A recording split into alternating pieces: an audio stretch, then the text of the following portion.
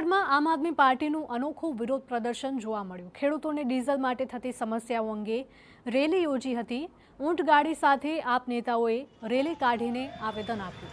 Diesel આપો, ખેડૂતોને diesel આપો તેવી નારેબાજી કરી હતી।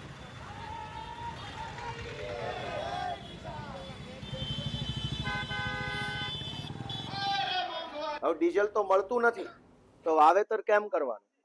ખેડૂતો ટ્રેક્ટર લઈ લઈને પહેલા એવું કહેતા હતા ટ્રેક્ટરમાં નાખી દેશું, પછી કે કેરબામાં આપશું। ગામડેથી માણસ શહેરમાં પેટ્રોલ ડીઝલ લેવા આવે તો 5 લીટર ડીઝલ તો બળી ગયું હોય। હવે પેટ્રોલ પંપ વાળો એમ કે 2 લીટર જ આપીશ। 5 લીટર ડીઝલ બાળીને જે માણસ ડીઝલ લેવા આવે એને આપવામાં આવે 2 લીટર, તો કેવી રીતે પોસાય? માથાભારે માણસો, ભાજપ હારે સેટિંગ હોય એવા માણસોને ગુપ્ત રીતે મળે છે ડીઝલ, સામાન્ય જનતા નથી મળતું। ડીઝલની અછતથી ખેડૂતોને નુકસાન થશે, ઉત્પાદન ઘટતા મોંઘવારી વધશે તો તેના માટે સરકાર જવાબદાર બનશે તેવો આમ આદમી પાર્ટીના નેતાઓએ આરોપ પણ લગાવ્યો છે।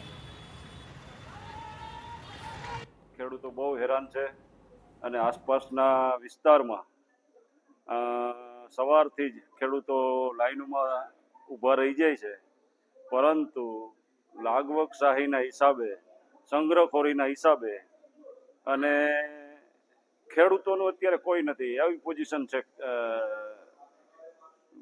ફીલ બહુ કરીએ છીએ।